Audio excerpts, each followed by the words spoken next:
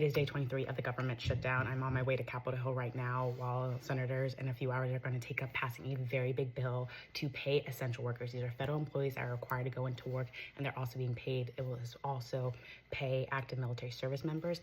But I want to take a quick second while I'm making my morning coffee to talk about who's getting paid during this government shutdown and who is not. Just for context, my name is Camille. I'm a political reporter based in DC, and I've been covering this government shutdown every single day, what lawmakers are saying on Capitol Hill, and just everything surrounding it. I feel like it's really important to highlight this because a lot of people just don't know the severity and extent of it. So starting off, who's not getting paid, that is more than 1 million federal workers. Either they're furloughed, meaning that they can't go to work and they're still not getting paid, or they're deemed as exempt, and that means that they're federal workers that have to required to go into work every single day, and they're not getting paid as well.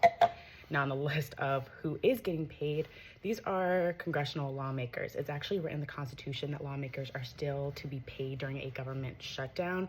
But some lawmakers have come out, both Republicans and Democrats, saying that they're going to either donate their checks or they're simply not going to accept their salaries during this government shutdown. A lot of people are surprised to know this, but federal judges and Supreme Court justices are also receiving their paychecks during a government shutdown. And there are some federal workers that are still receiving a paycheck. We roughly estimate that there's 830,000 federal workers that are continuing being paid during this impasse. In addition, we know that FBI special agents are being paid. We also know that Customs and Border Protection and ICE and U.S. Secret Service and other divisions are still receiving their paycheck. Now, going back to Capitol Hill, we learned last week that Senate staffers, these are staffers that work for senators, they learned last Friday that they will not be receiving their October 20th paycheck, and they're not going to be paid for the remainder of the shutdown. Now, it's important to know that in the past, federal workers have usually received back pay once the government shutdown ends.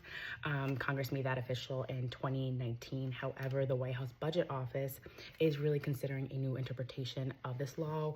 We reported that it's arguing that it's not going to cover furloughed employees. Mind you, a official decision has not been made yet, but that's something I'm going to be monitoring very closely because that's very important. That's going to impact hundreds and thousands of federal workers. Now, something that I think is missing in this conversation is the topic around federal contractors.